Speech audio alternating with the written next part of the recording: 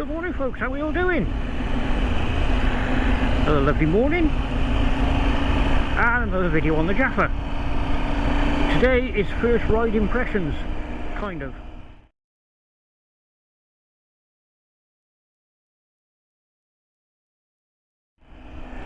We've actually done about 100 miles on it. It's my first proper day out for a proper run to see what I think of the bike. So what's it like to ride?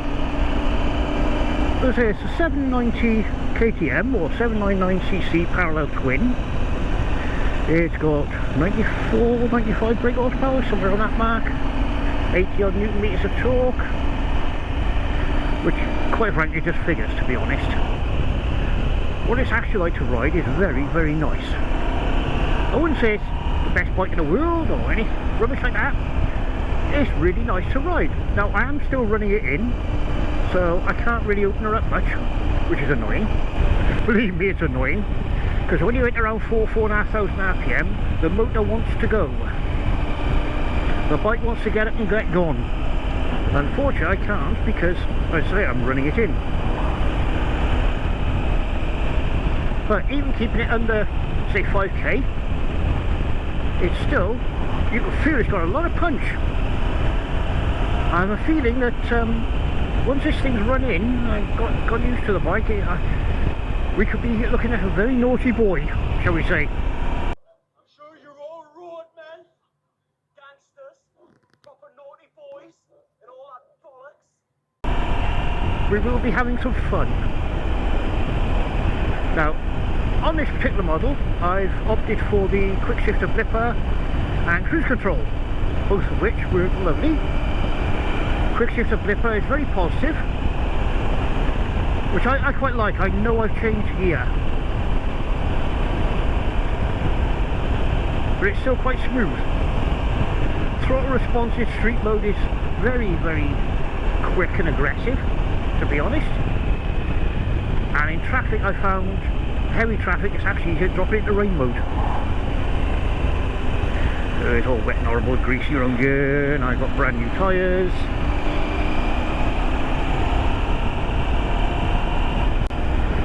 Yeah, nice riding position, very upright as you'd expect on an adventure bike.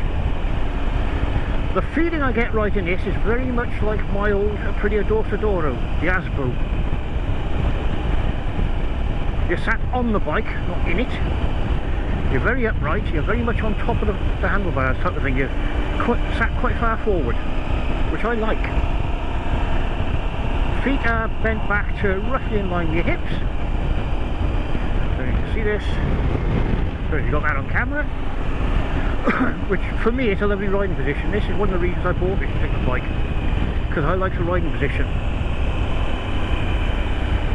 It suits me just right. Handlebars are quite wide, made a bit low for those of taller stature. I'm only 5'6" and 30 inch inside leg. Which, by the way, is a minor issue because the seat is quite tall in some respects. 840mm in the lower setting, goes up to 860, which I think is 33 inches, somewhere on that mark. So I am on tiptoe, but as anybody who's owned a fairly new bike will know, the suspension does soften over time and the bike will lower a little.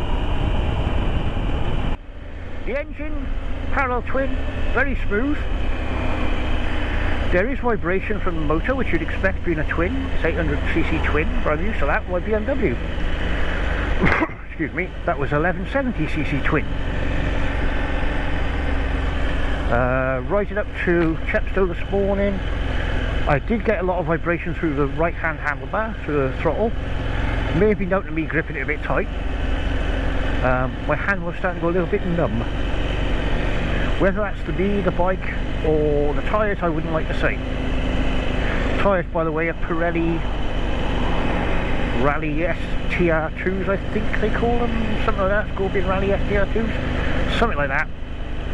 Look like a nice tyre, definitely more road focused than off-road, but then I do intend to do more road riding than off-roading. But back to the bike. Riding position's great. for me. Throttle very responsive in street mode. The clutch is as light as a feather. I know it's new, but it is very, very light. You can get a link bar and stuff to do what they call a one-finger clutch. So you literally pull the clutch with one finger. I don't think I'd bother. I did toy with the idea, but don't think I'll bother. The clutch is light enough as it is. Don't think I'll bother with changing levers either. I quite like them as they are. Steering is very, very precise, very accurate. Handling as best as I can tell, considering I am running it in. I am on new tyres and it is a bit damp out. It's really nice. You've got a 21-inch front wheel and a 18 rear, which is normally not the best combination for handling. But to be honest, I find it quite good, which I like it on my Himalayan. Another reason I bought this bike is it's similar to the Himalayan. And I throw the Himalayan around like there's no tomorrow. I'm sure I will be on this one once I get used to it. Yeah, handling is superb. The brakes are really nice, very, very sharp, very positive, but a lot of feel. When you apply the brakes, you feel them straight away that you're slowing down, stopping. Lots of feedback, so you know exactly what's happening. Suspension is a little bit on the soft side, but it's an adventure bike, what you expect. And I haven't adjusted anything from the factory, albeit the front forks, WP Apex front forks, 43mm I believe they are non-adjustable. The rear shock, WP Apex again, is only preload adjustable. I haven't touched it, because at the moment I find it just right.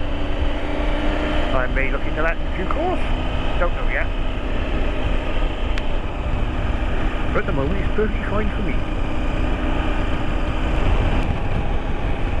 Mirrors, absolutely brilliant. I can see perfectly well in both of them. They look pretty funky.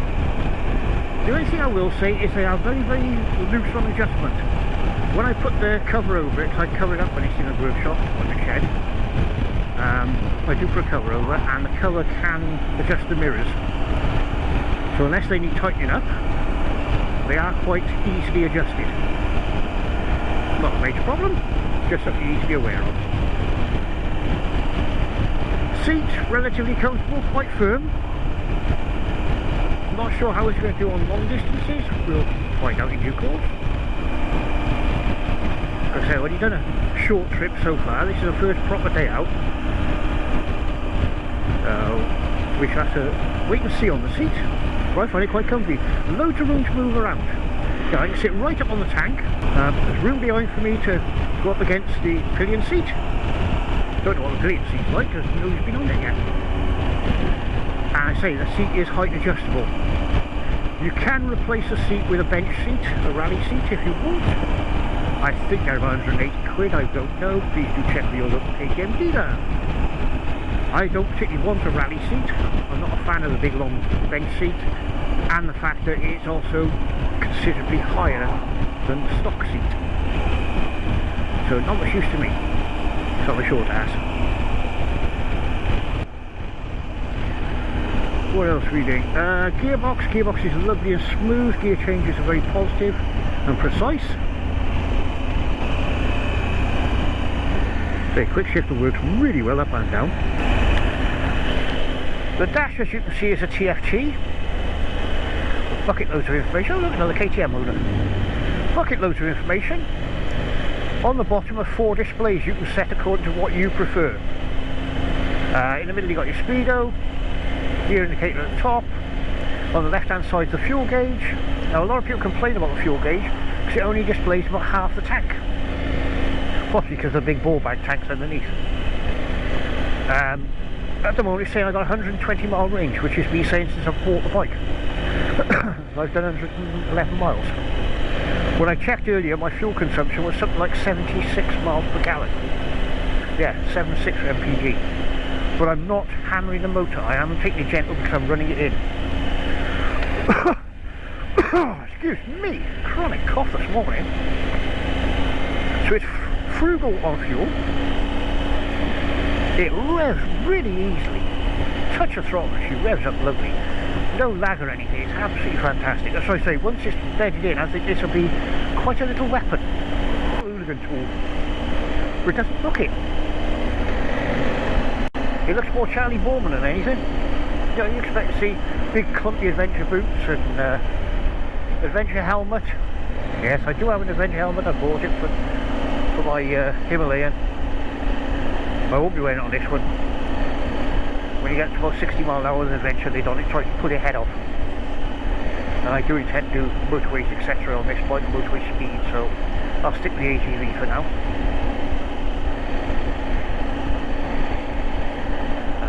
What else? Oh, your rider modes. You've got 3 rider modes. Once it's all set in, unless you buy the tech pack. You have street, which is like your normal everyday riding mode. You have rain mode, self-explanatory, and you have off-road. Now, if you buy the tech pack, you get rally mode as well. And each mode has got different settings for the ABS traction control. And in rally mode, I believe you've got slip control, where you can control how much your back tyre slides out on a corner. Yeah, not really my thing, I've got to be honest. There are 9 levels of that, which is why I didn't add it into my optional extras. You do get it for the first 600 miles or so, in what they call demo mode, where you get to play with all the toys, and then KTM take them off you, in the hope that you'll go spend the money to add them all on.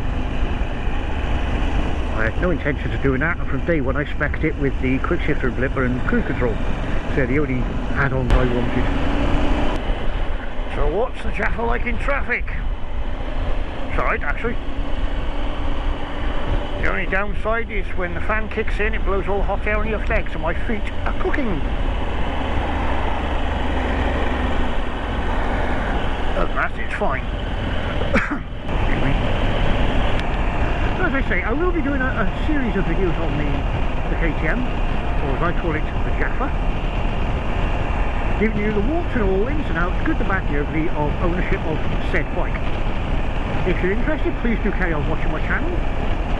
I'm going to do the usual admin rubbish here of, if you're not a subscriber, please consider subscribing. It's absolutely free, just click subscribe. When you do, a little bell icon will appear next to that. If you click on the bell icon and click all, that will notify you whenever I put up a video, which is roughly once a week. If you like my videos, please do click the like button. That's the little thumb, the thumb up bit. If you don't like them, click the thumb down. You're entitled. Everybody's entitled to their opinion. If you have a comment to make, please place them in the comment section below. I try to respond to all comments. I'm not guaranteeing I will, but I try to respond to all. Right, I'm off ski again. I've been babbling way too long. I want to go play with my new toy. I shall get back to you shortly, and as I always say on this channel, please, whatever you're doing, be safe, ride safe and have fun. And the statutory, those who already know will know, those who don't, get used to it. Because if I don't do it, Mrs. Grumps gets quite grumpy about it. And that is, I go, toodles! And when I do that, she starts smirking because she knows it's the end of the video. Take care all. Bye now. Right, I've literally just got home. 221 miles. It says 60 miles on range on the fuel gauge, but the fuel light's flashing. Let's have a look. 70 miles per gallon so far. I say so far because I've been riding, shut that off now, I've been riding very, very gently because I'm running it in, so I'm only using about half throttle. So I reckon we've got to be looking at 60, 65 to the gallon when I'm riding it properly. Bonus! Toodles!